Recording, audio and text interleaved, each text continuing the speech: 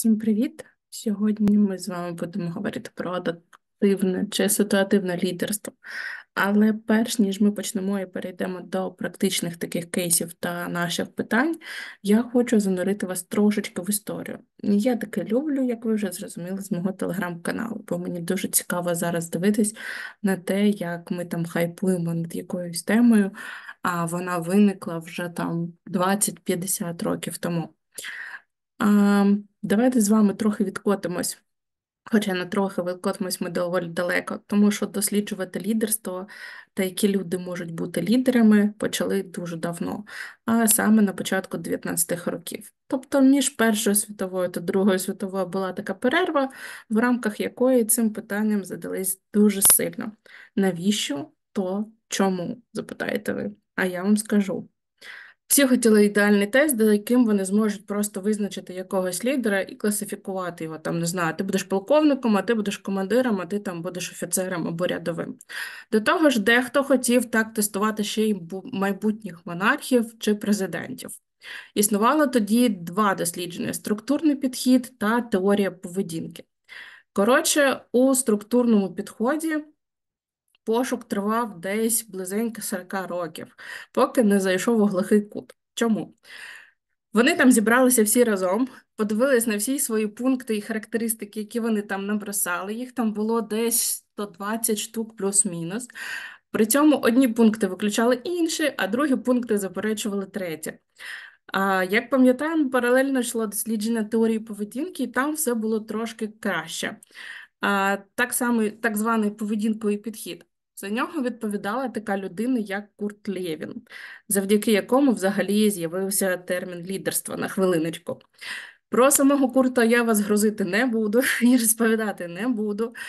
Врешті-решт, це доволі відомий німецько-американський психолог та соціальний вчений.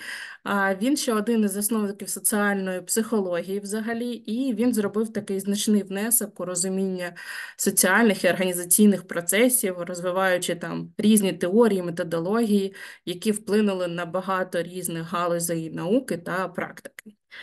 То що було там по дослідженням? Отже, тоді Курт Лєвін визначив 3 стилі поведінки лідера, які застосовувались до поведінки серед групи людей. Вони вам всім, скоріш за все, чудово відомі. Це так званий автократичний стиль. Цей стиль включає централізоване прийняття рішень лідером без значного врахування думок та підлеглих і їх допомоги взагалі. Тут лідер визначає завдання, приймає рішення, видає вказівки і не враховує ніяких жодних інших думок ні від кого і ніяк. Наступний стиль – це ліберальний або демократичний, нам більш знайомий. Цей стиль відрізняється відкритістю та залученням усіх учасників групи у процес прийняття рішень, і такі групові обговорення, врахування думок, допомога визначенню курсу, дій всяких є основними рисами цього стилю. І третій стиль, він вам більш відомий як анархічний стиль. Цей стиль лідерства характеризується відсутністю такого активного керівництва та втручання лідера у групові справи. Лідер віддає більшу свободу та автономію групі, дозволяє їй самостійно вирішувати завдання та приймати рішення. І це також і те, що ми зараз на хайпі називаємо самостійні команди в Agile і все таке. А це 19 роки. Ви відчуваєте, які ми прогресивні? Такі прям, що аж ну. Але наближаємось до закінчення історичного вступу. А саме в штаті Огайо в 40-х роках вони змогли трохи упорядкувати все і визначити, що ж саме стоїть за кожним з цих стилів. Вони співставили всі свої характеристики і визначили, що це не просто поведінкові характеристики, це люди і відношення до людей. По факту вони тоді створили таку модель застосування лідерства, завдяки якій надалі кожен психолог чи соціолог до наших днів, до наших часів буде досліджувати все ті ж самі характеристики та створювати свої стилі, теорії та методи керівництва. Але, не дивлячись на те, що вам здається, стільки років, щоб це зрозуміти, тільки справа не в цьому. Вони змогли тоді побудувати і поєднати все це в зв'язок, в ту саму табличку з 4 підходів, які ми застосовуємо в лідерстві та будемо сьогодні розглядати. Але окрім стилій, всіх цих вони ще зробили відкриття, що ідеального лідера не існує, що лідерство це не талант або скіл, з яким ви можете тільки народитись. Виявили, що лідерство об'єднує в собі набір якостей, тобто це не одна характеристика чи риса, якась чи один якийсь навичок. І те саме, що на початку було як теорія великих людей, командирів та інших, вона зруйнувалась цей час. Бо водночас вони довели, що не існує того керівника, який би мав весь набір тих якостей, які вони ж самі і визначили. Тобто до сьогодення ви бачите купу статей, відеоматеріалів на тему, який він ідеальний керівник, чи він існує, чи ні, які якості ідеального керівника та багато іншого. Оце все лише філософія, як і те, що з'явилося перше, курка чи яйце. Бо все давно вже доведено. Тому я ніколи не кажу, що там, наприклад, на своїх курсах чи тренінгах, що я навчаю вас там бути ідеальним керівником, бо це брехня. Я навчу вас лише бути краще, ніж ви зараз. Ідеальність така суб'єктивна штука. Так от, всередині ще 70-х років Полом Херсі та Кеном Бланшаром розробили теорію ситуативного лідерства. У 1969 році вийшла їх перша робота «Управління організаційною поведінкою і використання людських ресурсів». Ця теорія стала важливим внеском у розвиток лідерства та менеджменту, особливо в контексті розуміння того, як лідерство може адаптуватись до різних ситуацій і вимог. Про цю роботу мало кому відомо, скоріш вам буде більш відомо їх від 1982 році, коли вони це все вилили в книжку, яку випустили, яку до сього дня використовують, перевидають і так далі. Ще для загальної картинки вам впродовж лідерства розкажу, що у 2006 році з'явиться таке поняття, як емоційне лідерство. Про нього я частково вам розказувала в телеграм-каналі, таку верхівку айсбергу. Тож наша мета сьогодні єдина і основна – це розібратися з тим, що саме нам запропонували Херсі та Бланшар, і навчитись ото все прикольно застосовувати на практиці. Тут ще на слайдику ви бачите, що емоційне лідерство з'явилось на базі емоційного інтелекту, а емоційний інтелект почав досліджувати ще Чарльз Дарвін. Ну, звісно, що не в такому вигляді, як воно з'явилося пізніше, але коріння було. Тут ще важливо зазначити такий момент: вивчення різних стилів лідерства не пов'язане з тим, щоб обрати кращий з них, або порівнювати одного з іншим. Хоча це все роблять так або інакше. Це пов'язано з тим, що стиль вашого лідерства повинен відповідати вимогам вашої ситуації, що склалася в конкретно вашій команді або у вас конкретною людиною. Отже, переходимо вже до справи. Згідно Херсі та Бланшар, в нас є 4 типи лідерства або 4 стилі керівництва, в принципі, одне і те саме. Вони недалеко відбігли від тих стилів Леві, це типу вказівний, наставний, підтримуючий та делегуючий. Ви можете знайти інші переклади і інші варіації цих назв, але вони не зміняться за суттю. Давайте з ними трошки познайомимось. Отже, у нас є такий стиль, як вказівний або директивний. Він використовує просту інструкцію і діє за шаблоном хто, що, де, коли і як. Наприклад, ви ставите задачу комусь і, ну, не знаю, там, Іра, мені треба в четвер звіт по регресійному тестуванню о 15:00. Візьми там шаблон на конфлюенсі в папці звіти, зроби його за цим шаблоном, додай туди табличку по багам, зроби 4 стовпчика, там номер багу, назва бага, пріоритет, статус виправлення, зайди також у Jira метрики, зроби скріни по багам, звідти і додай в шаблон.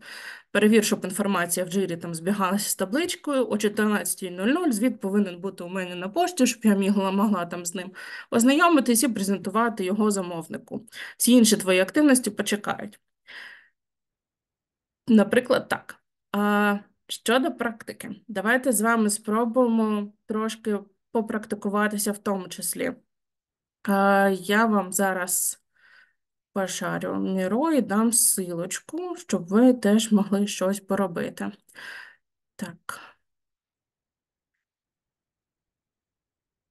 Такс. І скину посилання вам в Zoom.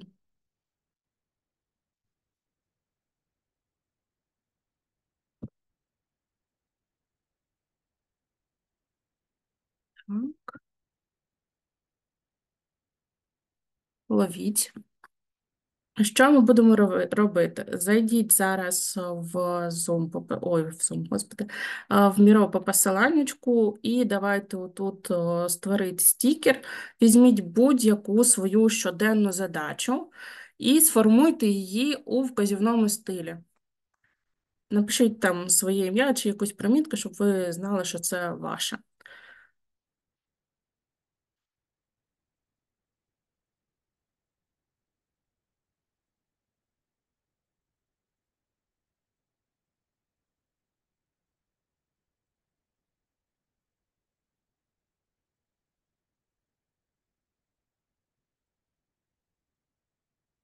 Ні, давайте тільки не так, як я розказала в прикладі.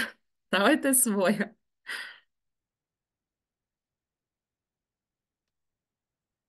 Тобто будь-яку свою задачу, яку вам там, не знаю, дали вам, чи ви даєте своїм тестувальникам, е, її переформуйте саме от в такий вказівний стиль керівництва. Тобто, як би ви її віддавали.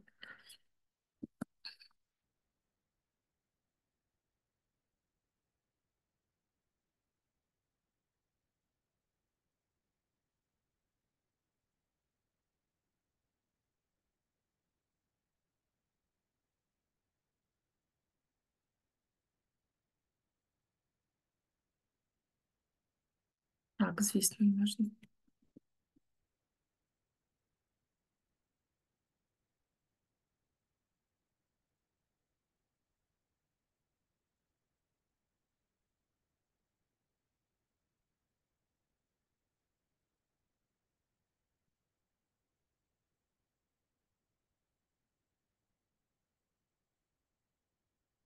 Ну, запусти автоматичні тести перед мануальним тестуванням це така дуже, не знаю, прохання більш, ніж вказівний тип.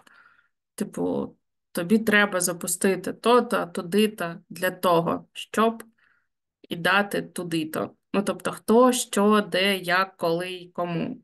Така от схемка, як падежі або роди, не знаю, як відмінників, скоріш за це.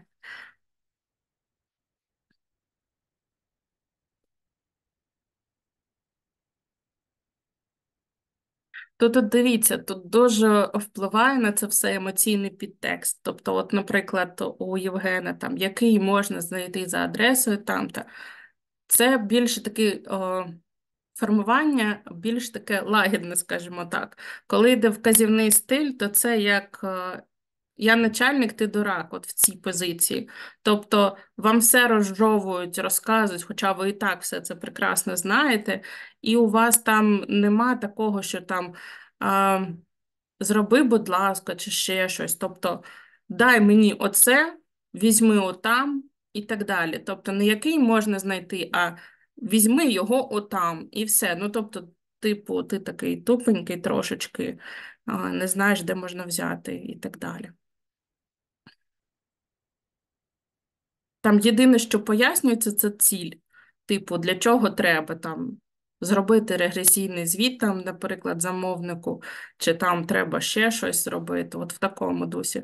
А далі все в позиції хардового боса, не знаю, там, який взагалі не рахується з людьми і так далі. Тобто дуже жорстка така комунікація, яка йде в такому жорсткому стилі формування навіть речень.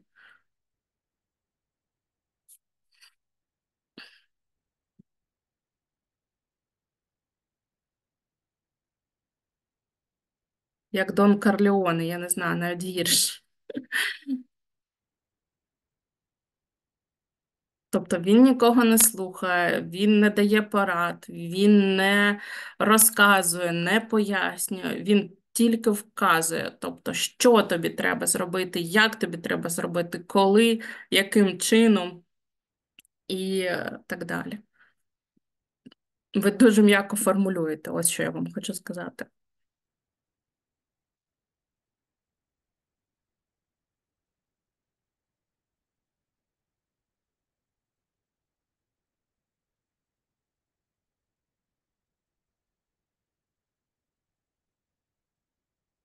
Удачі там точно зайве, вказівний тип не буде бажати вам успіхів ніяких, якщо що.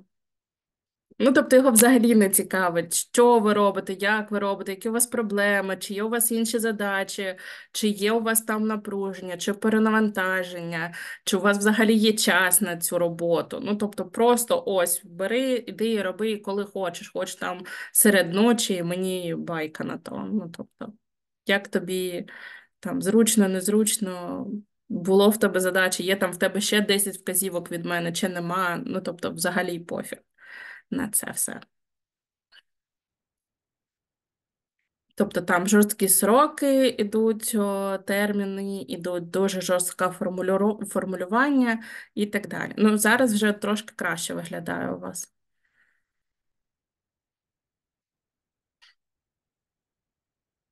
Ні, там не буде хочу бачити готову роботу. Він іншого і не очікує, тобто він цього не буде казати. Це просто от піди, зроби отут, візьми, отак зроби мені, отак надай, о той-то годині, і все. І частіше за все, це через там, умовно, через 15 хвилин, то я так м'якенько ще сформулювала в четвер.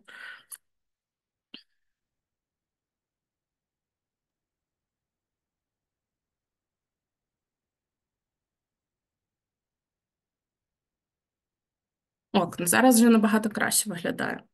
Добре, поки що дописуйте, а я вам розкажу про наступний стиль.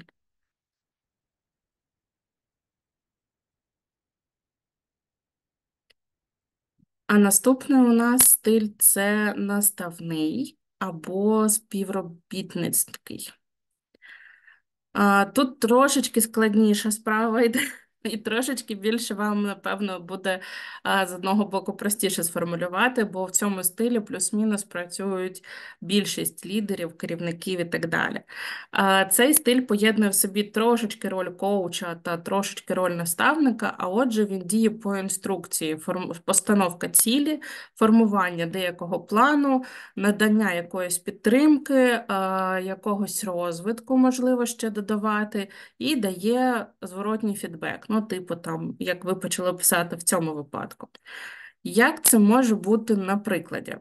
Я вже там один почала, давайте почну його продовжувати.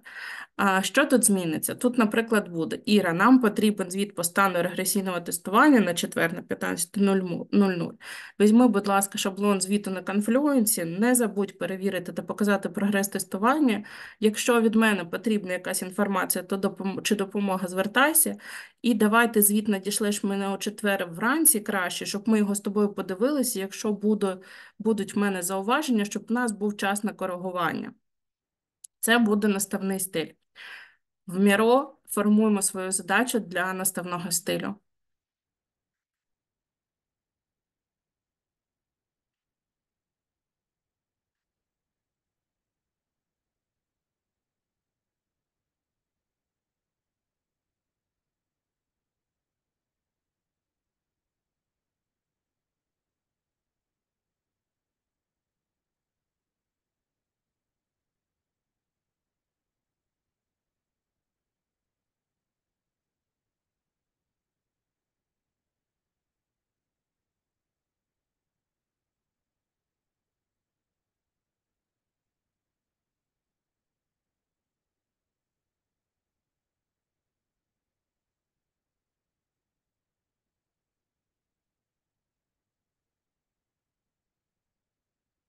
Тут вже йде менш такого вказівного порядку. Тут, типу, більш навчальний такий іде посил і готовність допомагати, скажімо так.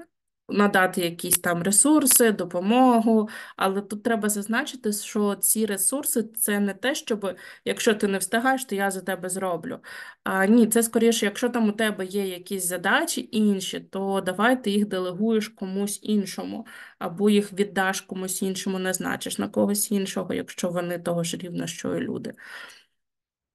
І тут більш такий є повага до людини, трохи, хоча присутня, як до спеціаліста, і не вказується вже конкретика, тобто де взяти, як зробити, скільки там табличок робити, як їх порівнювати. Є тільки нагадування на якийсь важливий аспект, якщо його треба зазначити, якщо його треба там не втратити десь якось.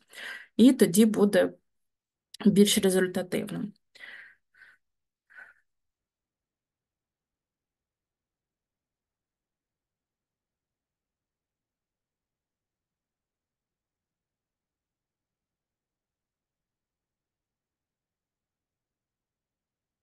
Так, от у Євгена найбільш схоже на це все поки що.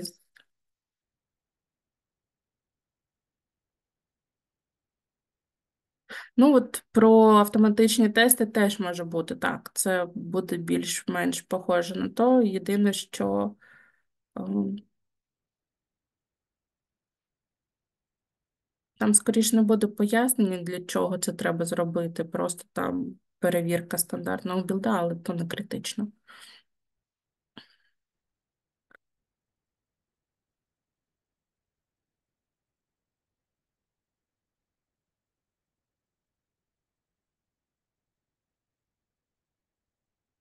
Ну, тобто суть ви уловили, так, що треба там щось зробити, готовність допомогти з вашого боку, готовність дати якусь пораду, надати якийсь розвиток подій, якщо потрібно, там підключитися, якось допомогти вирішити якусь проблему, але більше того, ви віддаєте на більш таку вільне виконання людині, що треба зробити і як вона буде це робити. Тобто ви даєте щось таке, тільки основні якісь моментики, які вам важливо побачити, та, і коригуєте людину в цьому напрямку. Все інше вона робить самостійно, і так, ви обов'язково надаєте фідбек, тому ви кажете про те, що ви там перевірите, або там зберетесь на якийсь мітинг, або якщо там ще щось треба, то, ну, коротше, якісь додаткові активності ви в тому випадку проведете.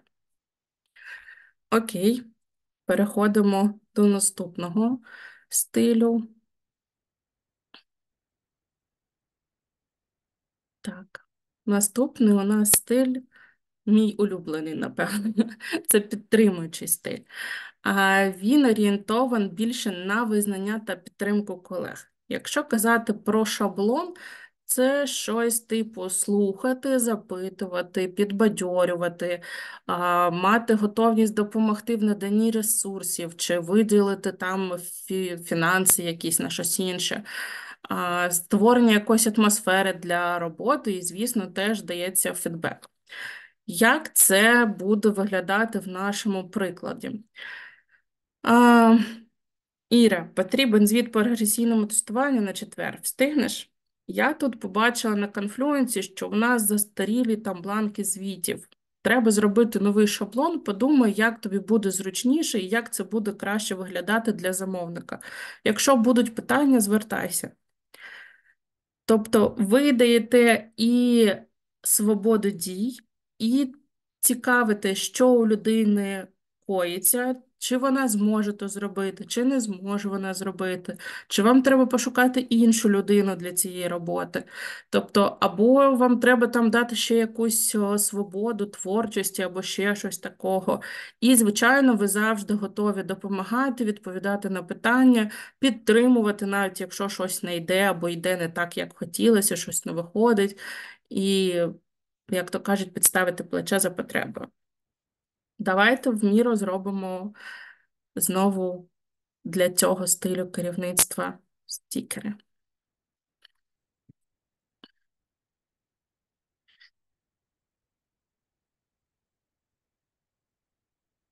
Тут же маніпуляцію, бачу, пішла трошечки. Задача якраз для тебе. Це не критично, це просто так для загальної свідомості.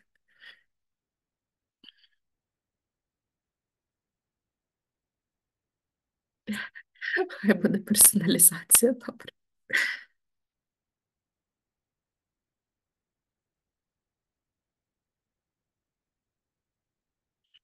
Ну, добре, добре, переконала. Визнання кваліфікації. Окей.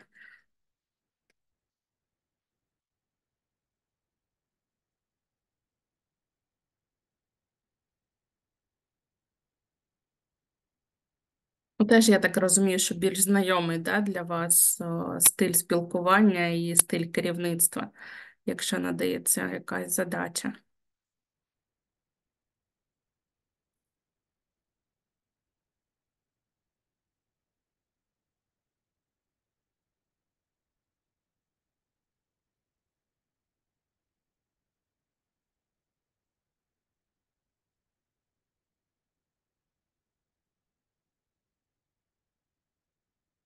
Дивіться, тут є такі основні штуки, це сама назва, да, стиля. Тобто ви повинні підтримувати людину.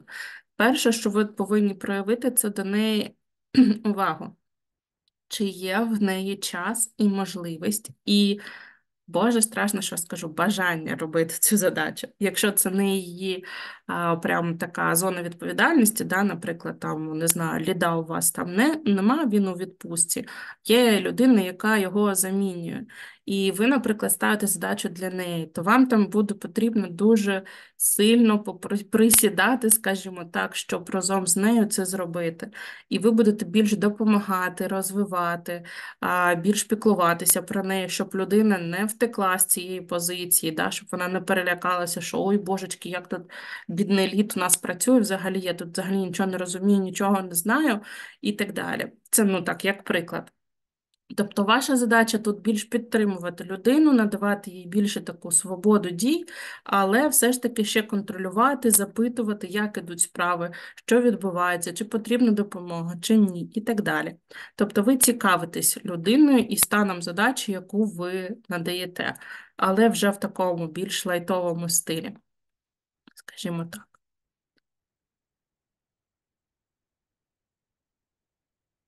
Так, ну в прикладах ви плюс-мінус зрозуміли. Так, зараз буде складно, скажу зразу.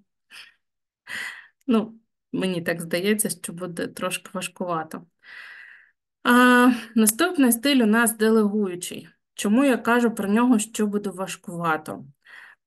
Тут важкість полягає в тому, що не всі розуміють, що таке делегування. І в цьому основна проблема того, що буде важко застосувати цей стиль. Стиль іде від терміну делегування, не плутати з просто перекиданням задач. Делегування це передача відповідальності і зобов'язань. Шаблон дій тут буде приблизно такий: передати задачу разом з відповідальністю і зобов'язаннями, якщо вони там є, надати повну свободу дій у виборі, як робити цю задачу, надати ресурси, якщо потрібні, там, не знаю, інформацію чи якийсь там тул, може, треба там купити, наприклад, фінанси виділити, або найняти нових людей в залежності від задачі. Тут теж ви запитуєте, але вже там десь колись, і надаєте фідбек з тим, як людина ну, зробила цю задачу. Тобто, впоралась вона з цією задачею, яку ви їй делегували, чи ні? Виконала вона свої зобов'язання, чи ні? Має вона за це відповідальність, чи ні? Ну, тобто, ви, наприклад, щось там зробили. А, тобто передати задачу це не ти тепер відповідаєш за ці 20 тестів регресії, бо Вася у відпустці або там захворів. Відповідальність, яку делегують, повинна бути рівня лідера. Ну, не обов'язково лідера, але вона повинна бути вище, ніж зобов'язання тієї людини, які вона виконує зараз. Тобто це повинен бути виклик для колеги, а не просто мені накинули ще роботи. Як це може виглядати в нашому прикладі? Наприклад, Ір, замовнику потрібен звіт по регресійному тестуванню на зустріч у четвер о 15:00. Будь ласка, підготуйся до виступу.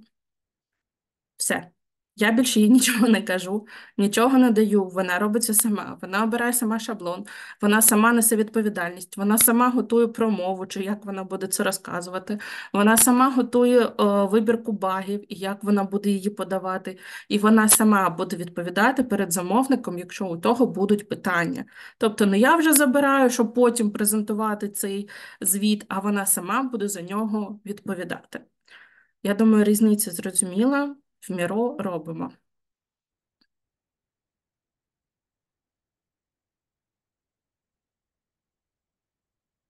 Тобто ви повністю віддаєте цю задачу разом з відповідальністю і всіма там не знаю шишками, які можуть звалитися, якщо що, на вашу голову, то зваляться на її. І людина це повинна розуміти.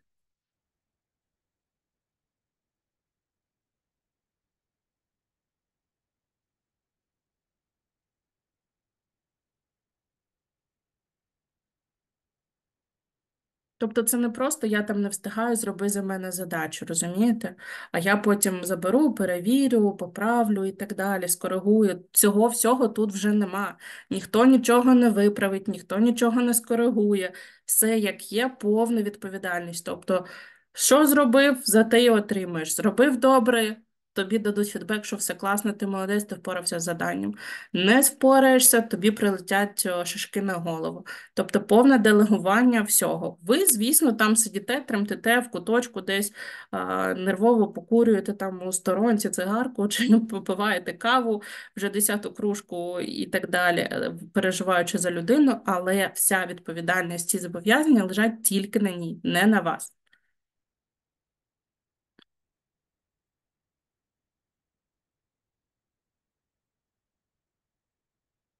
Про презентацію для замовниці тут треба якась конкретика, тобто, що це за презентація, їй шаблон треба зробити, чи що? Ну, тобто, в чому справа, що треба зробити? Ні, оце про надання естімейтів, це не делегування. Це було б делегування, якщо ми запроваджуємо надання естімейтів по проєкту, а зроби, будь ласка, це все на команду, там, наприклад, тестування. І там ознайомся з презентацією, і далі відповідаєш за повністю за впровадження цього процесу на команді тестування. Оце буде делегування. А це зараз ні.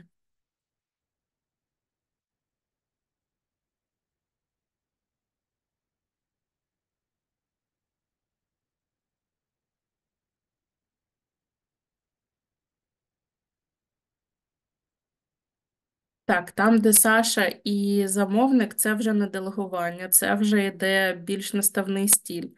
Тобто ви вже вказуєте, де треба додати, що треба додати, і так далі. Це не делегування вже. Делегування буде, у нас є презентація, подивись, де там слайди для коа команди, і зроби по ним статистику і всю інформацію. Оце буде делегування. І там мітинг назначен тоді, то тобі треба буде відповідати за це.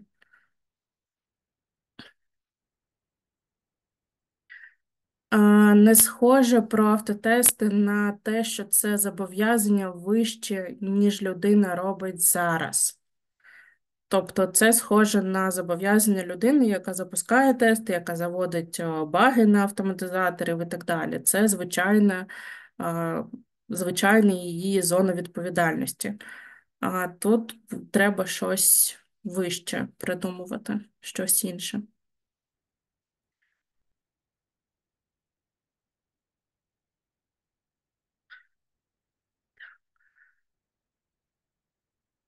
Для замовниці щодо виконаної роботи командою розробки за 2 тижні. Ну, в принципі, плюс-мінус, ну окей. Просто це теж виглядає більше як, хоча дивлячись, кому делегувати, да? Тобто, якщо ви делегуєте це, не знаю, там комусь не девліду і там не, коротше, не керівнику якогось відділу, а просто, наприклад, там деву якомусь, то да, буде працювати.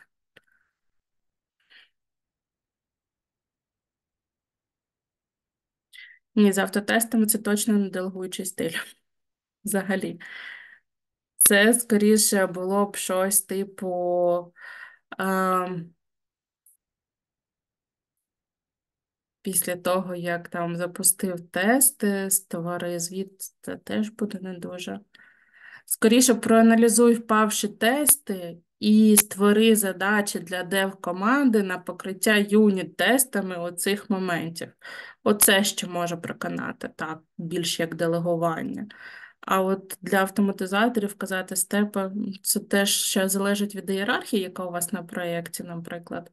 Якщо людина не спілкується з автоматизаторами і не є там, не знаю, мідлом плюс, то навіть просто мідлом, то це буде делегування. А якщо вона є, то не буде.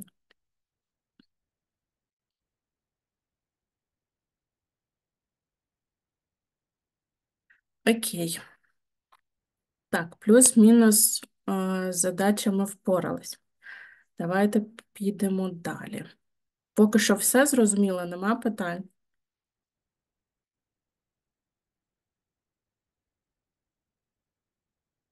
Добре. Мірона, закривайте У там. мене є питання. Да, да. Питання, а можна ще раз такий самап зробити ось цих стилів так в кількох словах? Тобто вказівниця там, де тільки вказуєш без підробиць, так? Ні, наоборот. А навпаки, коли ти вказуєш в вказівному стилі, то ти вказуєш все. Тобто, де, що, коли, нащо, чому. І все це Ага. в такій приказній формі, тобто в наказному падежі, скажімо так. Тобто ти наоборот пояснюєш, зроби табличку, в ній 4 колонки, в першій номер багу, во второй там то, в третій то, заповни це все, порівняй з цим, візьми шаблон там-то і там-то, прийшли мені тоді-то. Ну, тобто, в такому от порядку. Це Тобто, як а як накази постійні. Тобто кожне речення це наказ. Зроби то, візьми то. ага. А ось наставний тоді він відрізняється тим, що якісь підробиці вже і якби допомогу свою можемо надати, Там же так? не йде хто що там, де, коли і так далі. Ви формуєте ціль, яка у вас є. Тобто, у нас є ціль зробити там то-то. Для цього у нас там є оце. Тобто формуєте такий деякий план і додаєте підтримку. Тобто, якщо є запитання, чи є якісь проблеми, ви готові допомогти і так далі. І надаєте фідбек, як це все закінчилося і так далі. Тобто, Угу. він Все взагалі зрозуміло. інший. Дякую.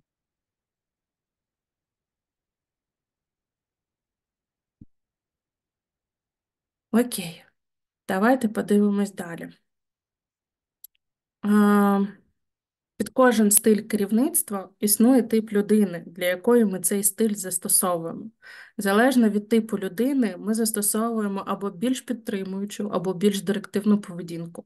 Тож в нас вимальовується така моделька, де у нас є залежність S3, S1, ну, коротше, оці всі S-ки – це у нас стилі, а R – це у нас все люди, до яких ми це застосовуємо.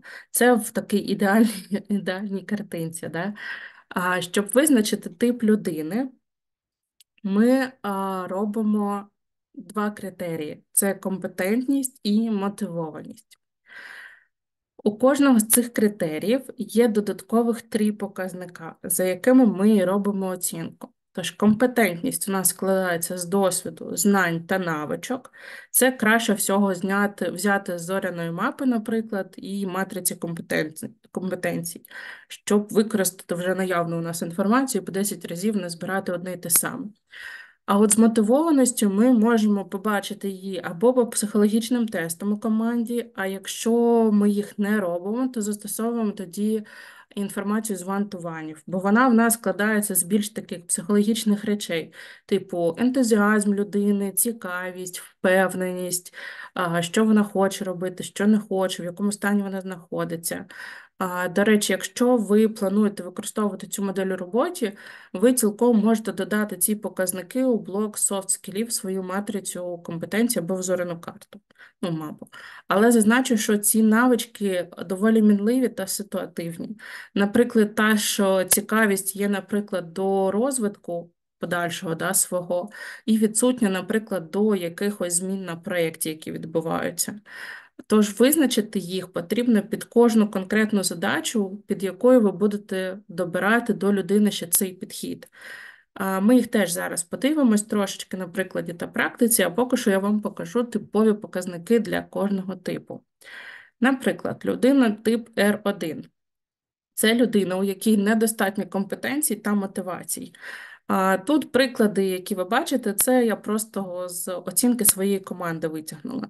Тобто, в мене тут, наприклад, людина не дотримується правил компанії, пофістичне ставлення до усього, така собі байдужість, немає ніякої ініціативності, усе сприймається беземоційно, задачі часто беруться, ну, затримуються. Хоч це і не критично, наприклад, для нашого проєкту.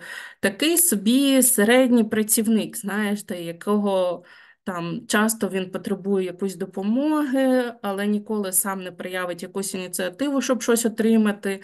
Наприклад, в нього може закінчитися таска, він буде сидіти нічого не робити із такої системи, а просто навіть не прийде і не скаже, що таска закінчилася, дайте мені роботи. Тобто він буде дороблювати одну задачу, нічого не робити, сидіти, і якщо це не помітити і не призначити іншу задачу, він так і піде. Ну, це як приклад такий, більш затягнутий. А тип R2 – це типовий новічок у компанії. Це людина, у якій недостатньо ще компетенцій, але дуже-дуже багато мотивації.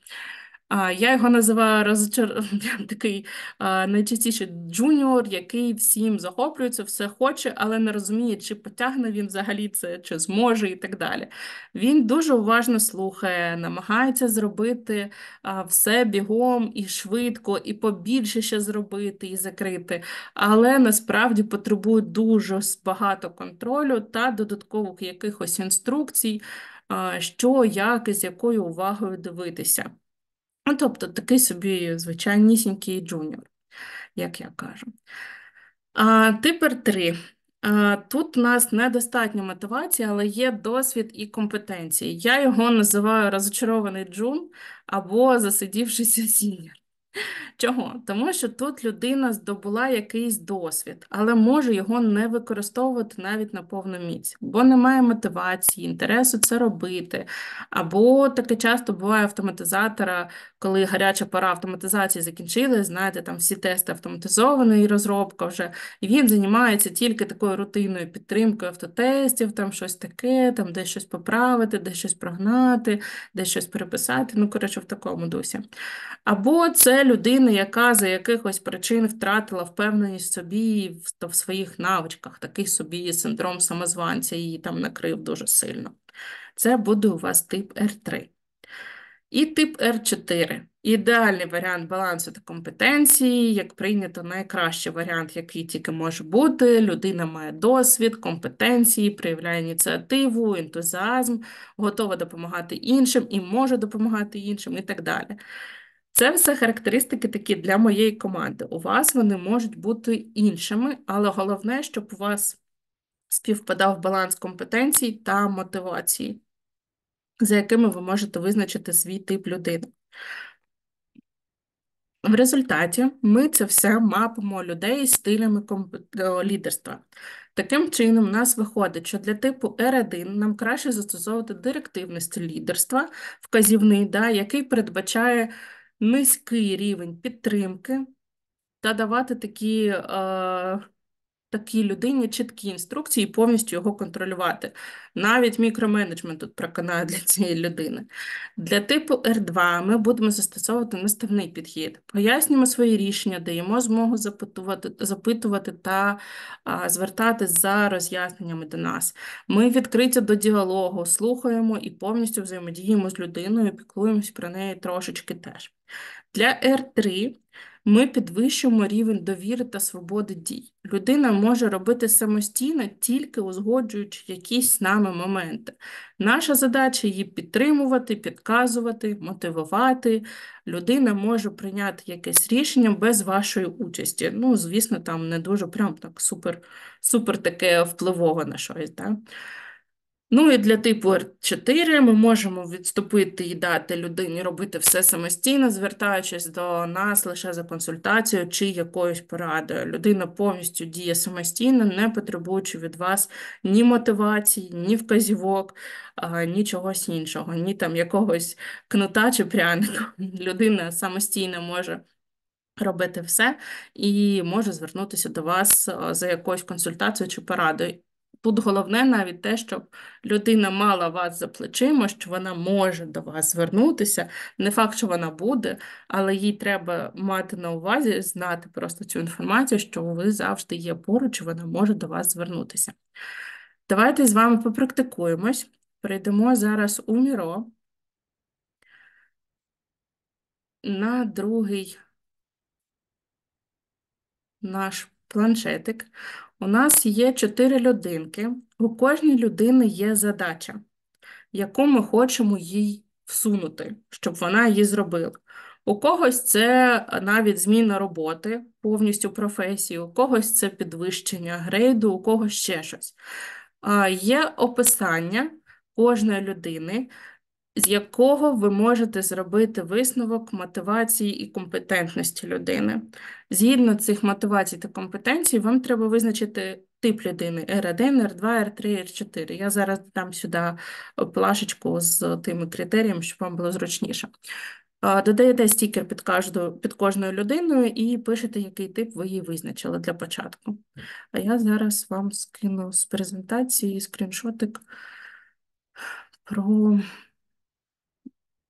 визначення цих моментів.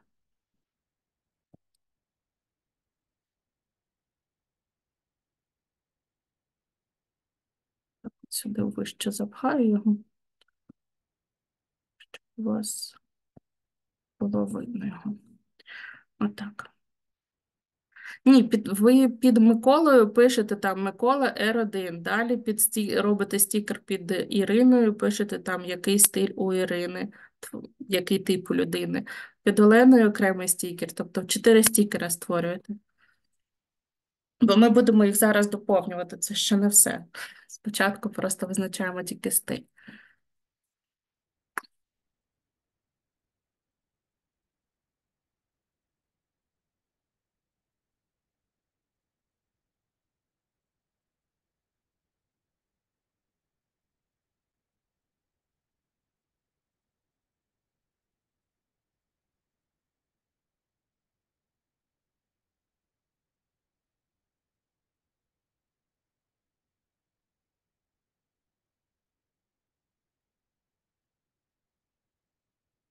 Можете їх різними кольорами розфарбувати, щоб було зручніше їх відрізняти один від одного.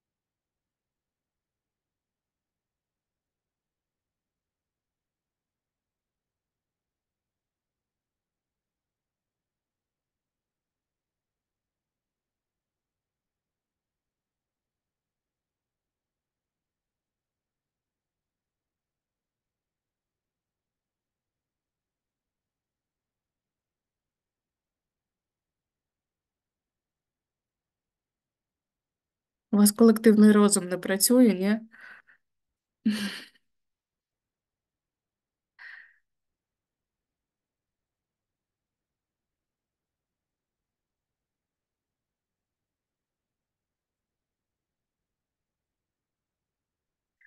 А, ок, давайте ще один стікер. Чи скільки чекаю? Чи ви вже все? Вас троє зараз?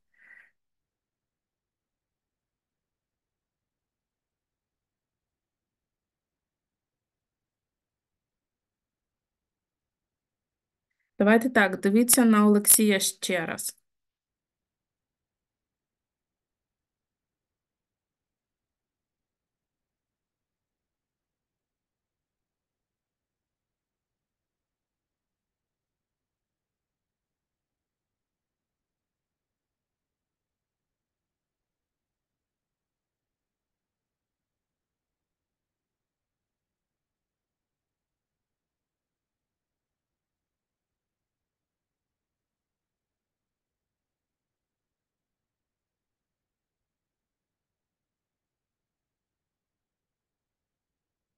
Ну і на Миколу відповідно.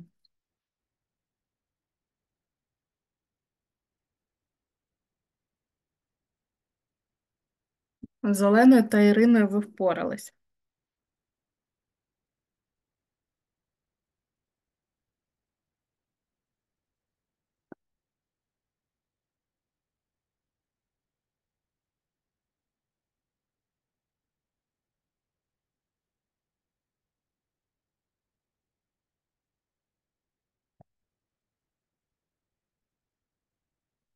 Так, а тепер скажіть чесно, зрозуміли, в чому помилка була, чи просто поміняли місцями?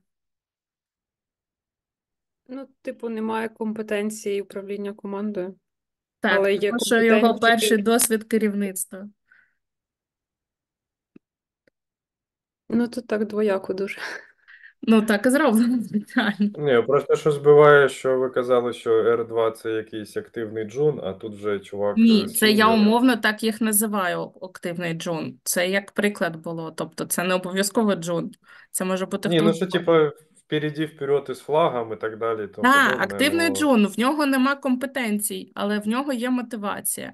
У нього так само, у нього є компетенції трошки, що він там працює сіньором, і не сказано, що він працює сіньором автоматизації, до речі, кажучи. А, ні, сказано, так, команди автотестування. Окей. А, в нього сказано, що він сеньор команди тестування, тобто в нього є компетенції по тестуванню, в нього є трошки мотивацій, але в нього нема досвіду і компетенцій керівництва. Тобто в нього ця компетенція відсутня. Звісно, він не виходить на R4 вже. R4 буде у нас Микола, тому що у нього є і знання продукту, і ведення, і в нього вже є досвід, і в нього є мотивація це робити. Тому у нас Микола буде R4. Ой, Да, Микола R4. Да. А так, точно Микола R4, тому що я так зрозуміла, що йому пропонують стати менеджером іншого продукту. ну то й що? Ну, типу, він його не знає. Там один знає, а інший не знає. Ну, я так зрозуміла. Дивись, А бо задам тут було питання. страхування, а тут кредитна історія. Наші різні трішки. Задам питання. У вас є команда працююча, є знання продукту і так далі. І у вас лід, наприклад, звільняється з компанії, і ви шукаєте люда іншого, ну, типу, з ринку. І ваш лід нічого не знає про ваш продукт взагалі. Але він все одно прийде лідом, бо в нього є і мотивація у вас працювати, і в нього є компетенції бути лідом. Розумієш? Тобто тут те, що в нього є досвід робити інший продукт, а йому пропонують інший, це нічого не значить, яка різниця, який продукт. У нього є компетенції робити свою справу і є мотивація зайнятися цим новим продуктом. Зрозуміла. А у ліда автоматизації, у сіньора, точніше, стати лідом, у нього є компетенція автоматизатора, але нема досвіду керівництва взагалі. Тому його R2. Тобто, якщо оцінювати і додавати ще компетенцію як знання продукту окремо, да, наприклад, у тебе на проєкті є така вимога, то ти будеш оцінювати згідно з цими компетенціями, наприклад, якщо тобі так захочеться. Але в нашому випадку, загальному такому по палаті, це не впливає. Це, до речі, моя історія трошки офтоп, тому що я там нещодавно працюю на проєкті, мене зробили лідом, але я дуже погано знаю продукт. Це нормально. Буває так. Я розумію, що тебе болить, але це нормально. Так, дивіться. А тепер визначитись, будь ласка, з тим, що от у нас є задача, пошук співробітників, роль наставника і так далі. Ви собі визначитесь зараз, ви хочете цю людину переконати все ж таки взяти цю задачу, ну, типу бути там HR-ом, бути наставником, бути коалідом, вести новий проєкт додатково, чи ви хочете, щоб людина відмовилась від цієї позиції? Додаєте стікер ще, не знаю, там будь-якого кольору, переконати чи відмовити.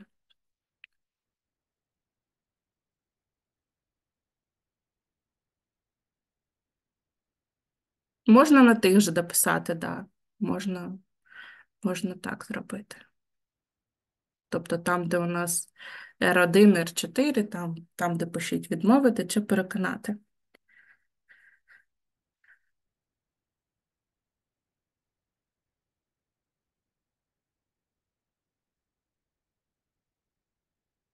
Тобто переконати – це відмовитись, погодитись на цю позицію, а відмовити – це, що ніхто не хоче нікого, є відмовити, добре, буде цікаво.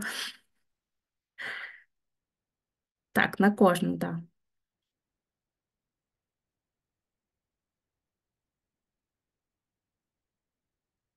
Тепер дивіться, який фінтушам. Якщо ми хочемо переконати людину, тобто досягнути цієї позиції, ми будемо відповідно до цих R використовувати ті S, які йому відповідають. Тобто для R1 ми використовуємо S1, для R4 S4 і так далі. Але якщо ми хочемо людину відмовити, нам треба використати такий стиль керівництва, який заставить людину передумати у своєму рішенні. Розумієте, про що я? Наприклад, якщо ви хочете, щоб там бізнес-аналітик був наставником, то ви будете до нього застосовувати там R3, ви будете до нього там дослухатися, будете його якось підтримувати, допомагати і так далі. Але якщо ви хочете, щоб він відмовився, ви будете для нього застосовувати інший метод. І це не завжди зразу стрибок до R1, коли ми використовуємо там вказівний повністю засіб. Це може бути і інший. Тут трошки складніше, бо тут треба всякі там аргументації, маніпуляції використовувати і так далі.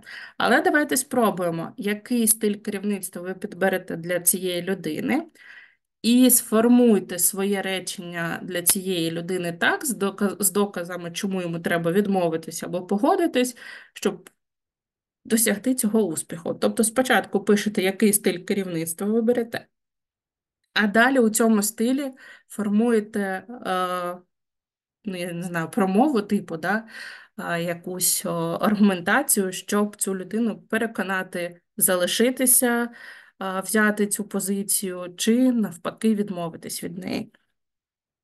І так для кожної. Погнали.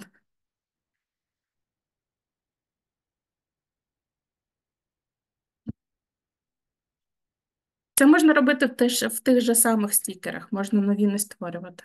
Ну, хіба що ви будете писати дуже багато тексту.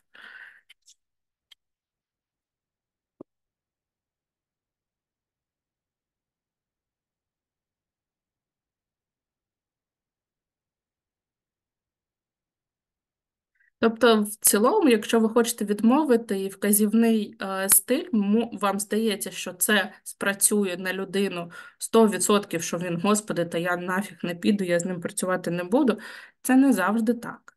Є люди, які зроблять навпаки від противного. Знаєш, ах, ти так зі мною, зараз я от прийду, все перероблю на тебе, там ескалацію зроблю. І все ж таки піду на цю позицію, щоб це зробити. Тобто тут треба підбирати згідно з типом людини антипод, скажімо, для неї. Що для неї може бути таким, щоб не хотілося працювати їй там на цій А позиції. можна питання? Так.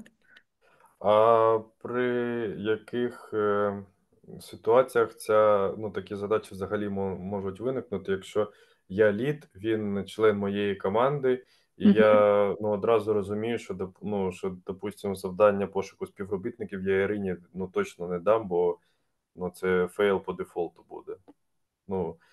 Чому навіщо мені давати їй якусь ілюзорну надію, що вона хоче, чи моє бачення ілюзорне, що вона буде HR-ом, якщо я розумію, що там їй це не підходить.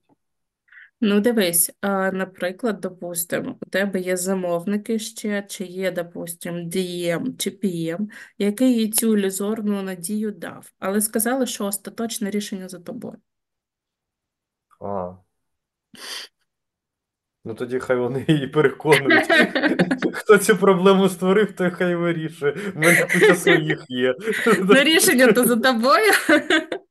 Так зрозуміло. Насправді таке буває, навіть якщо її ніхто не переконував, бувають такі люди, які чомусь там за якихось так рішеннями думають, що вона зможе, вона впорається, є відкрита позиція, вона буде на неї претендувати.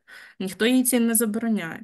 А твоя задача, наприклад, ти не хочеш там її бачити в цій ролі, і не хочеш навіть проводити там співбесіду чи ще щось, і ти хочеш просто там на ван-ту-вані з нею поговорити. І поговорити так, щоб вона не пішла з компанії і при цьому відмовилась від цієї позиції добровольно. Ну, іноді ми таке теж не дуже сприятні речі робимо. Ми ж не завжди білі і пухнасті.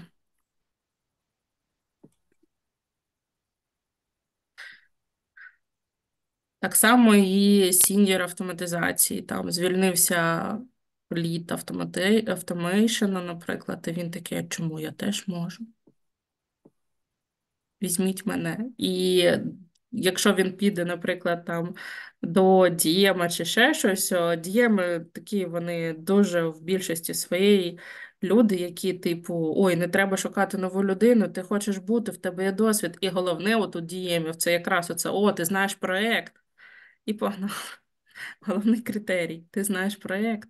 Він на проєкті давно, давайте його поставимо і так далі. Оце все. Це все одно перестрибування через рівень. Або перестрибує людина, якщо йде до дієма, або Угу. перестрибує дієм, якщо йде до Так, людини так, напряму без мене. так. Але таке, Тобто, на жаль, виходить, буває. що... Ага. Ну, тобто, ми тут просто адаптуємось до будь-якої ситуації. Припускаємо, що таке може статися.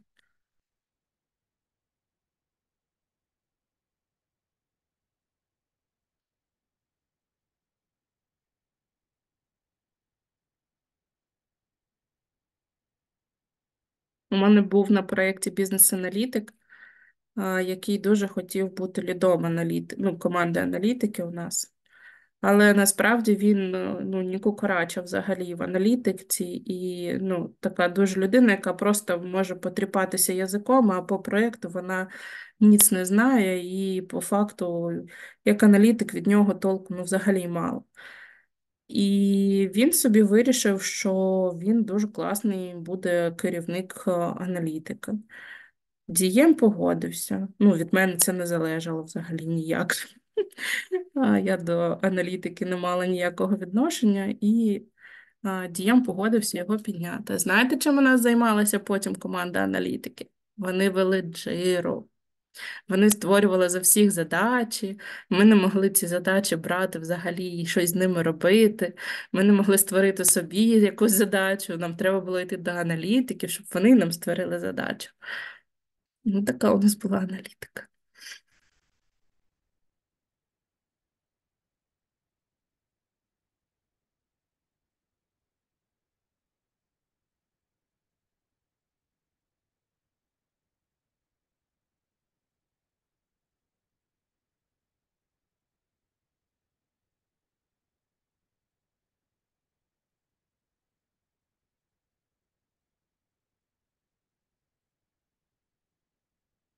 От дивись, ти пишеш, Микола, хочу з тобою обсудити твій потенційний напрямок розвитку. В нас є нова позиція. Я вважаю, що ти зі своїми скілами її вивезеш. Дивись, він впевнений, що в нього все вийде і зацікавлений в позиції.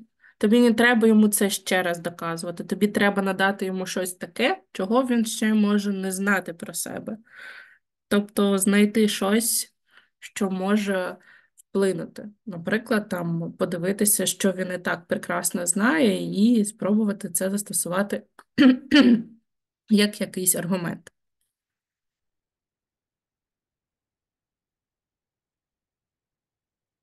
Ну, тобто, це як то кажучи, трошки приласкає його, да, ставлення до себе, що він і так був впевнений, а тут ще зверху сказали, ну то точно вже піде.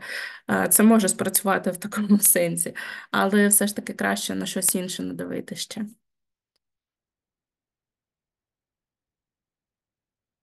Ну, бо не для всіх це спрацює.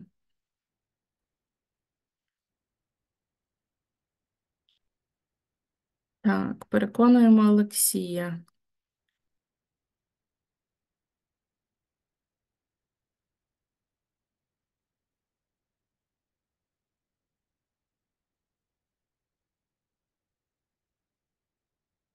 Дивись, у нього проблема в керівництві. Тобто в нього немає досвіду взагалі в цьому напрямку. І він із-за цього якби дуже радий, що в нього буде така змога себе випробувати.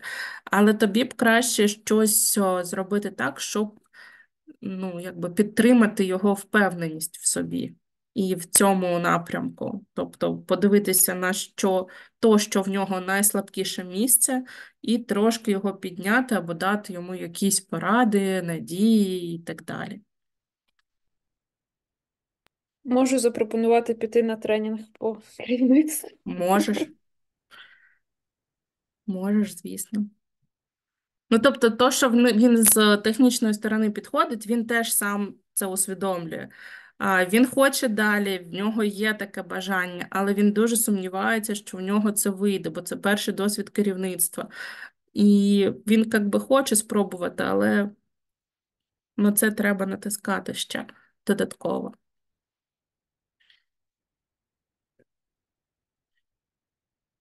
Вам треба виявляти слабкі і сильні місця своєї команди, те, де вони сумніваються, те, де вони себе почувають сильними, те, де вони почувають себе слабкіше, ніж хтось.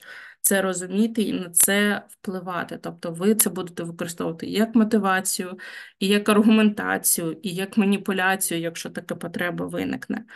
Вам треба це розуміти не тільки навіть в скілах, а й в життєвих ситуаціях, там, не знаю, хобі якісь і так далі. Тобто це теж все використовується.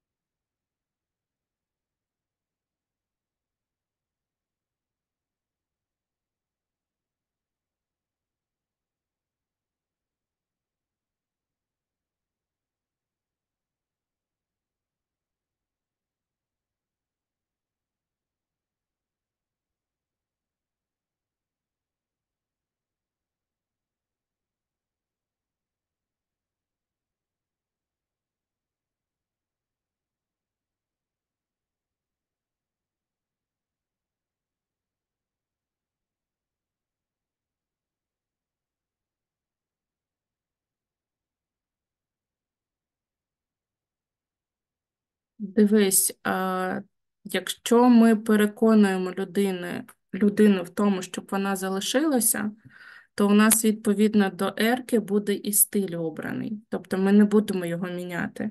Якщо у нас там R4, то це буде і S4, тобто делегування. Якщо у нас відмова тільки від цього, тоді ми міняємо на інший стиль, який людині буде неприємним, щоб її відмовити. Для цього це робиться. А для того, щоб людина йшла туди, куди вона і так хоче, ми не міняємо стиль керівництва.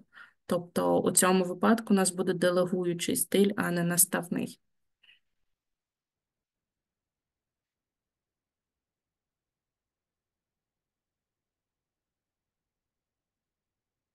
Зрозумів, дякую.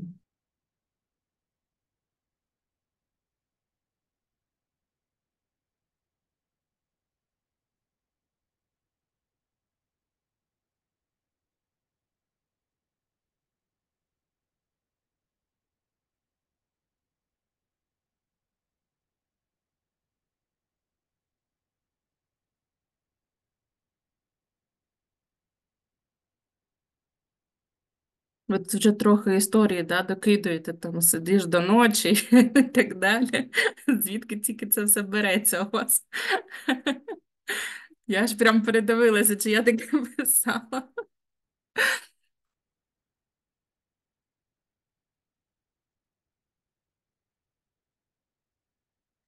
А дивись, тут рівно та сама історія. Для R3 ми використовуємо керівництво S3.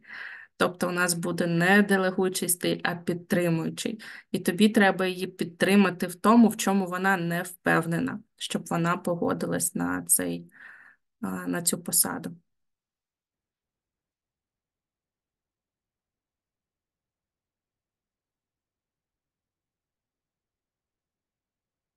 Те ж сама історія з Олексієм, не підтримуючий стиль, а наставний треба використовувати. Сам текст, в принципі, правильний, єдине, що не той стиль використовується, тобто назва не та написана. А який стиль на відмову? На відмову ви будете використовувати який захочете, який підберете для нього. Складно. Взагалі не У знаю, тебе, що. у тебе переконати написано. Ні, я ще нічого не писала. У мене жовтий. Добре, вибач тоді. Тобто ви підбираєте стиль, який вам здається, що підійде для цієї людини, як протилежність того стилю, який для неї застосовується, коли ми хочемо її переконати. А коли ми хочемо її відмовити, ми використовуємо щось протилежне від нього.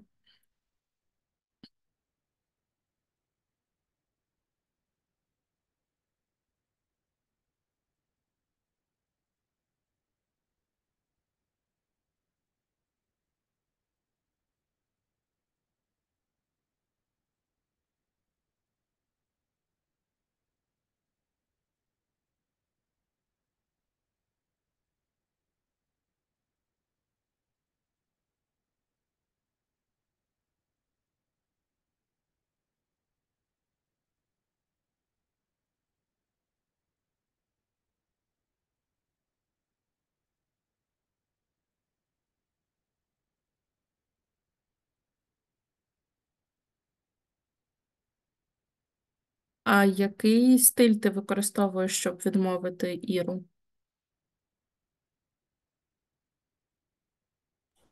А, ну, мені здається, що якихось таких дуже чітких принципів стилей дуже важко притримуватися.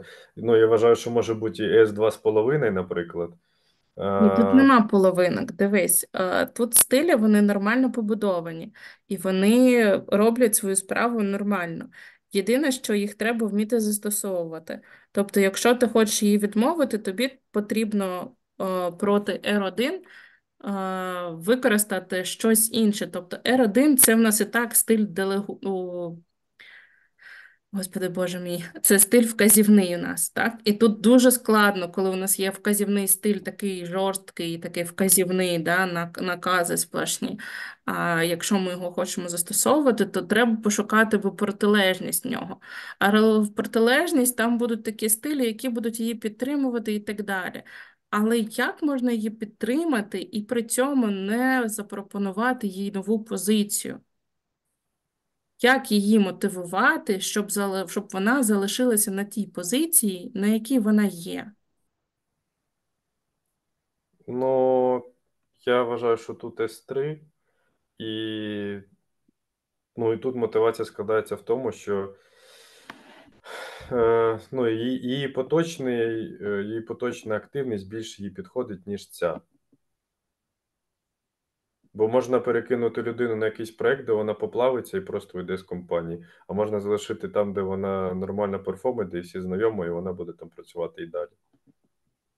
Ну, дивись, тут у самому тексті насправді є підказка. Вона вже жаліється колегам, що робота їй не приносить задоволення в цьому ролі в HR-овській.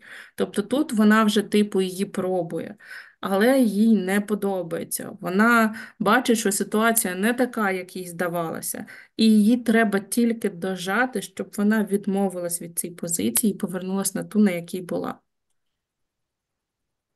Тобто треба виставити на тій позиції плюси, а на цій позиції натякнути на мінуси і мотивувати її відмовитись. Ну, я тут, виходить, тільки мінуси вказав. Ага. Без плюсів. Ну, тобто ти їй там було погано, ти ще тут розказуєш, що тут їй так погано, ти ще докидуєш, що їй погано, вона просто піде. А тобі треба, щоб вона повернулася на іншу позицію. Тобто там вона нормально справлялася, просто що треба використати ті плюси і те, що їй вдавалося на тій позиції, і ті плюси, які їй казалось, що будуть на цій позиції, можливо, виявити якось на тій позиції. Ну, типу, з різних боків подивитися.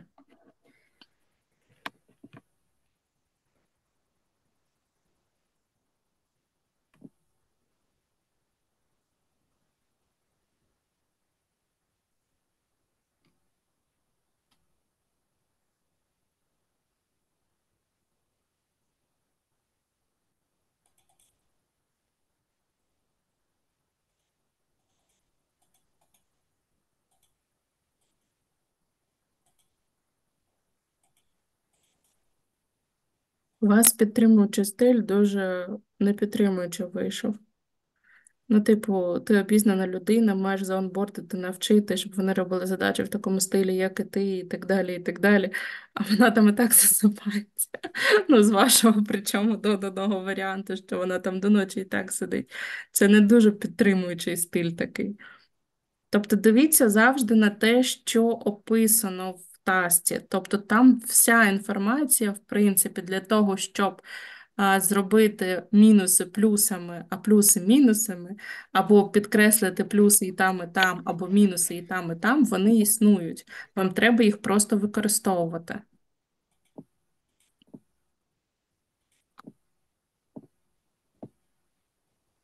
Тобто, якщо людина сумнівається, ви використовуєте підтримуючий стиль, вам треба ті сумніви, які вказані, їх нівелювати, як ризики на проєкті.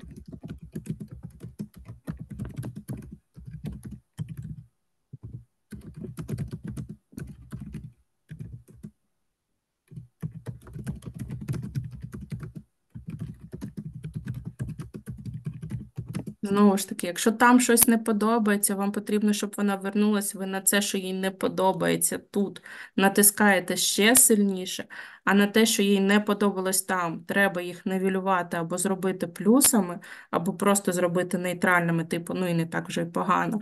А те, що там було плюсами, підсилити ще більше, щоб людина мала тут мінусів більше, там мала більше плюсів, і ці всі плюси і нівелювання зробили так, щоб думка, якщо вона навіть з'явиться про іншу компанію, вона була гірша, ніж думка про перейти назад на цю позицію.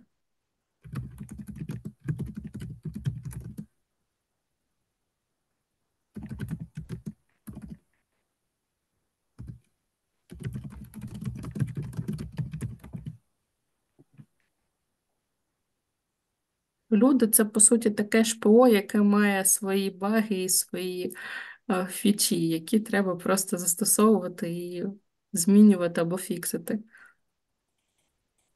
Дуже грубо сказала, я знаю. Просто щоб було більш зрозуміло.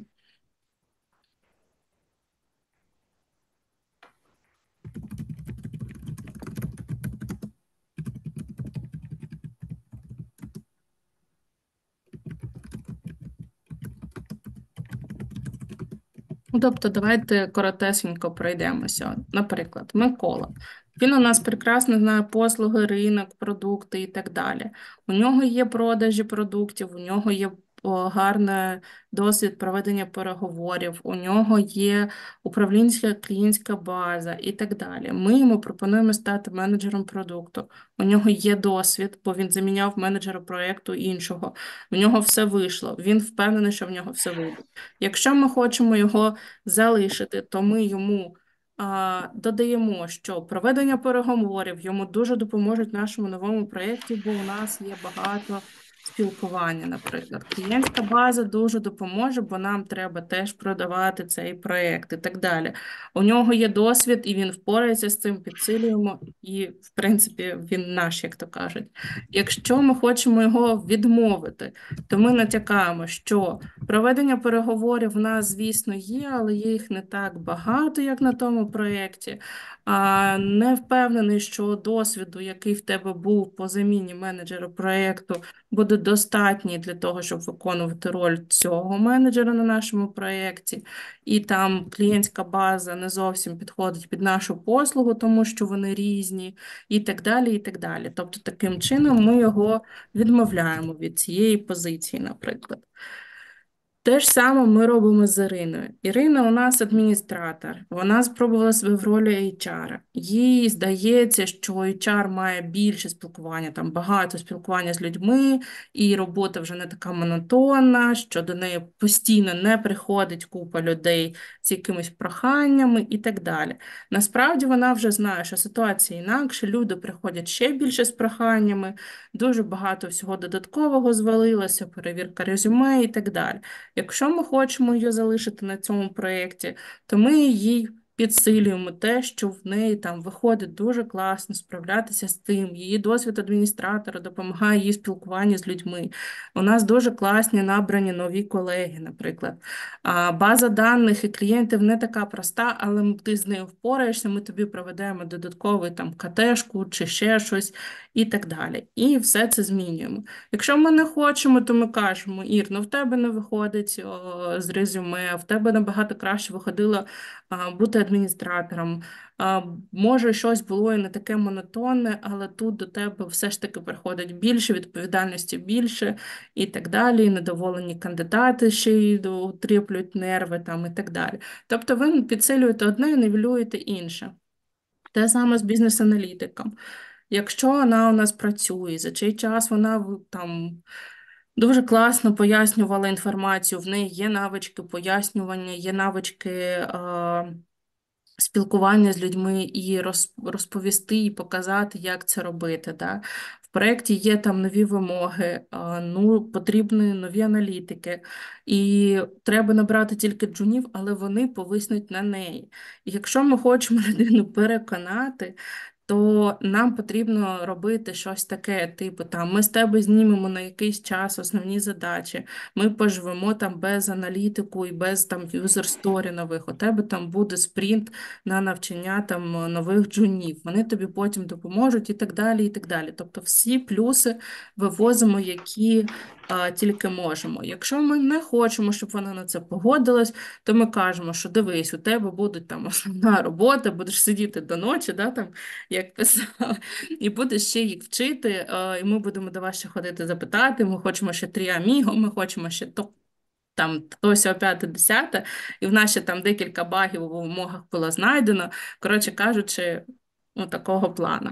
І те саме для сіньора команди автотестування. Якщо ми хочемо підсилити, то ми кажемо там, не хвилюйся, там, Олексій, ми знайдемо тобі, відправимо тебе на тренінг, відправимо тебе там на курс якийсь по лідству, будеш вчитися. Поки команда ще не набрана, там, тебе буде час адаптуватися, все перевірити, подивитися, потихесенько набирати нових людей, і будеш ними керувати. Перший раз досвід, ми розуміємо, що будуть помилки і так далі, але це все ок. Якщо ми хочемо переконати в іншому, ми кажемо зовсім інакше. І випадково там це все кажемо. Це все кажемо, звісно, що використовуючи головне, що в цьому всьому, ми використовуємо не просто плюси-мінуси, як я зараз сказала вам, а використовуємо відповідний стиль. А стиль має під собою шаблон. Тобто, як і в якому стилі ми це все кажемо, що робимо і так далі. Або ми ставимо ціль, будуємо план, там даємо ресурси і підтримуємо, або інше використовуємо. Зрозуміли? Чи ні? Так, так. Окей, повернемось до презентації. Тобто вдома, якщо ви будете ще або зараз після нашого воркшопу, ви зможете взяти собі, не знаю, там, якщо у вас є якась там ситуація на проєкті, або є необхідність там з кимось поспілкуватися, або ще щось, то ви можете взяти цю людину і з нею проговорити, визначити її мотивацію, визначити її компетентність і спробувати застосувати до неї стиль керівництва. Але дуже обережненько, якщо це у вас перший раз, будь ласка, тому що може вилізти все боком, якщо ви неправильно виявите її стиль, або я тут перелистала, щоб вам скріншотик зробити. От, і спробуйте визначити стиль керівництва, який ви хочете до неї застосуватись. Подивіться, як це буде працювати на практиці. Якщо б це не вилізло боком, беріть якусь таку нетривіальну задачку, яка не буде там дуже критична, якщо що, там якась малесенька, яку ви хочете пропрацювати, наприклад, і подивитися. От. Так, ще трошечки у мене тут залишилося. Це в нас була практика якраз. Що ще? Ці всі речі з адаптивного лідерства можна застосовувати для будь-чого. Від постановки задач до визначення, кому потрібен ІПР, наприклад. Також ця інформація може вам допомогти у аргументації та конфліктології. І, якщо чесно, це найбільше ті місця, які потрібні для того, щоб застосовувати це адаптивне лідерство.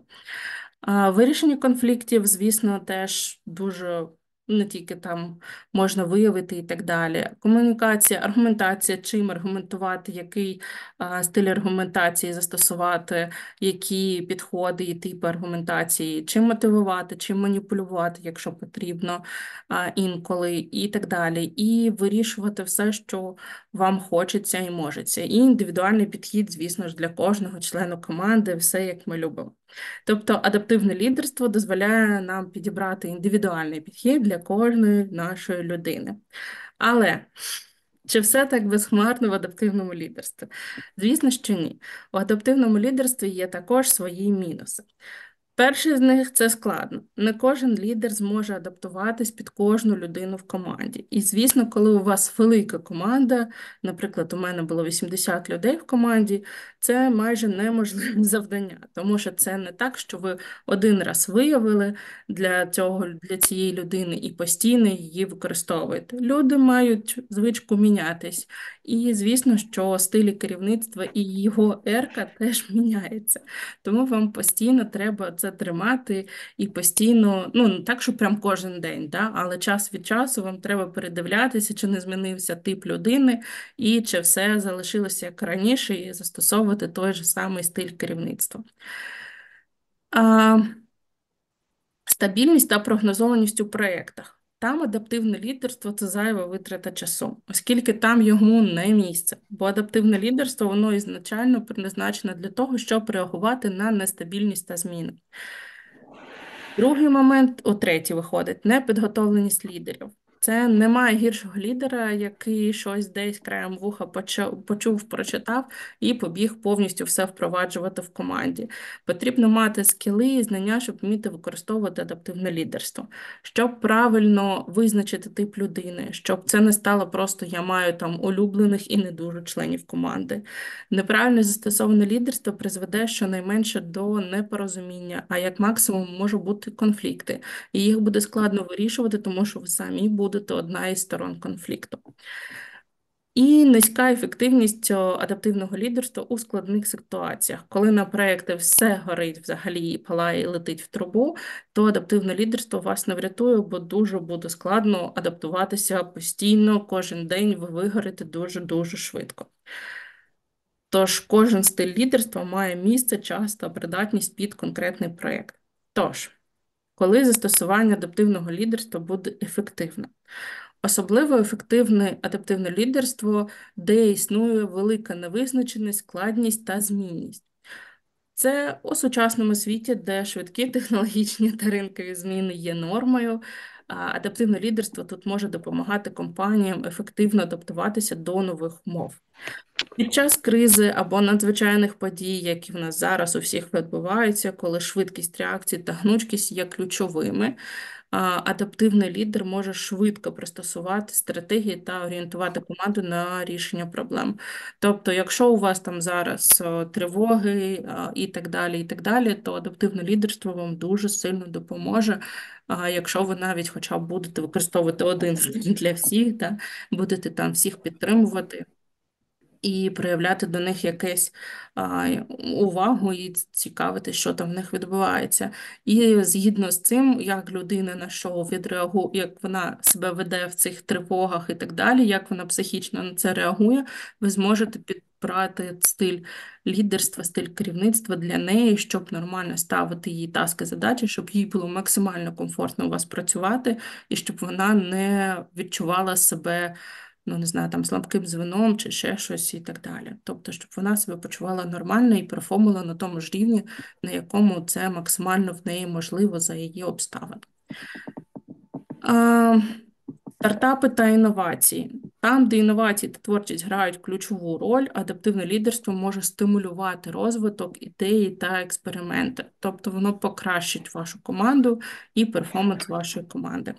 У ситуаціях, де члени команди мають різний рівень досвідку, грейду, навичок, адаптивний лідер може ефективно взаємодіяти з різними індивідуальними потребами та виявляти таку гнучкість в стилі керівництва. Ну і у великих проєктах або якихось завданнях, де потрібно робити часті такі зміни під час виконання, адаптивне лідерство може легше адаптуватися до нових умов та вимог. Коротко кажучи, адаптивне лідерство найбільш ефективно виявляється там, де потрібна гнучкість і відкритість до змін у великій різноманітності ситуацій. Я б сказала, що гарний лідер – це той, який може адаптуватися під різні ситуації та потреби, який буде балансувати між командою, проєктом та бізнесом. Ну і це лідерство не єдине, яке ви повинні знати і застосовувати. Тобто, якщо у вас є ще якісь стилі лідерства, які ви знаєте, то ви повинні обирати який стиль керівництва, який стиль лідерства саме тут, саме зараз, до ваших людей, до вашого проєкту буде потрібен.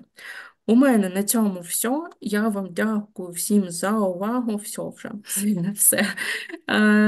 Якщо є запитання, welcome. Якщо що, можете записатись до мене на курс, де ми все це ще будемо розбиратися. Питання. В яких випадках найчастіше змінюється тип людини? Бо мені поки приходить один кейс пам'яті, пов'язаний зі звільненням, заміною людини. Дивись, ми використовуємо два типи компетенції: компетентність і мотивація. Мотивація дуже часто змінюється у людини.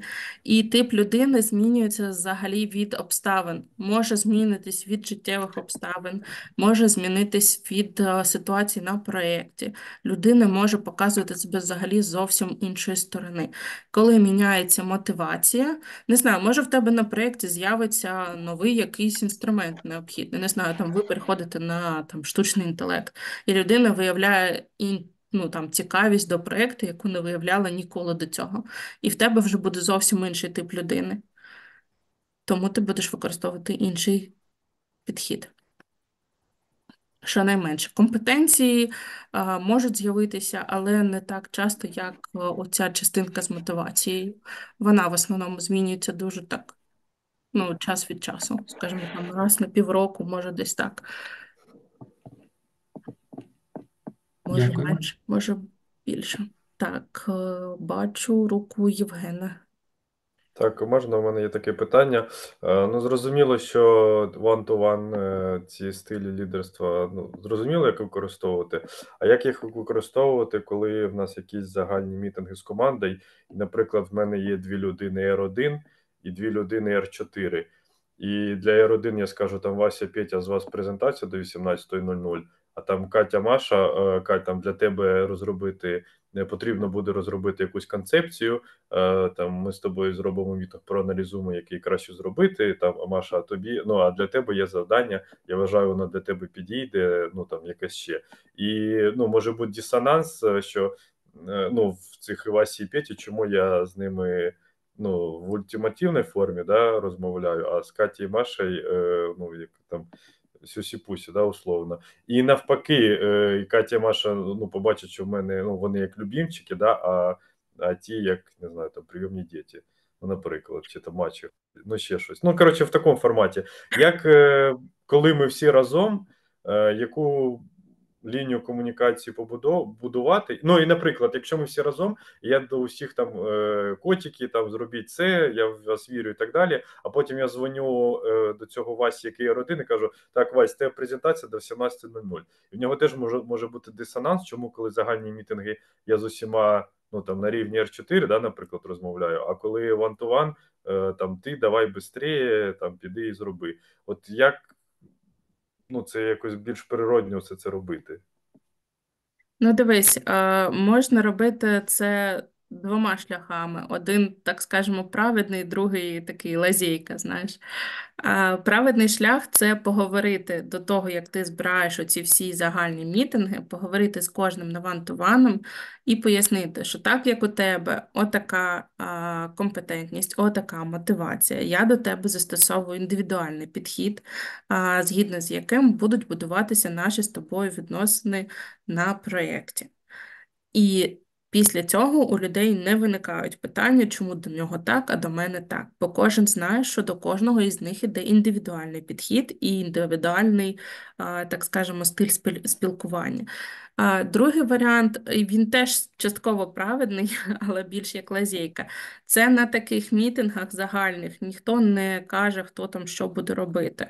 Ну, найчастіше такі загальні мітинги збираються або на деліках, да, у кого там як шоу відбувається, або там, не знаю, ретро якесь, що в кого як погано і так далі.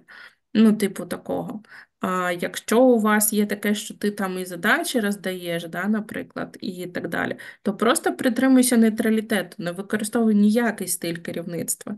Тобто тут ти просто розказуєш: Вася, в тебе задача така-то, така-то, ти її береш в роботу, Іра, в тебе така-та і так далі. Тобто, або колеги, я на вас назначив там таски, задачі, а якщо у вас є по ним питання, welcome, заходьте, поговоримо, обсудимо. Тобто тобі це не треба. Якщо ти хочеш роздавати прямо так, як ти на прикладі розказав, то краще це робити індивідуально просто, і все. Угу, зрозумів. А якщо людина не погоджується зі своїм поточним статусом, ну, наприклад, R1, бо це ж, ну, м'яко говоря, не комплімент. Ну, дивись, давай так. Людина зі статусом R1, вони дуже, їх дуже мало, і найчастіше це справді якісь новачки, бо в них немає ні компетенцій, ні мотивації. Да? Ну, такі новачки, яким не подобається проєкт, скажімо так, наприклад. Тобто такого, щоб у тебе там був, не знаю, мідл або сіньор, ну ніяк не може бути R1. У нього щонайменше є вже компетентність. І ти не Угу. зможеш до нього застосувати цей стиль, розумієш? Тобто він не дуже такий прямо ж частий і скоріше виключення з правил.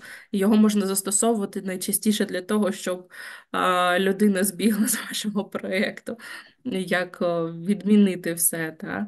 Чим як там, наприклад, його підтримати або ще щось. Ну, тобто це дуже рідка якась ситуація.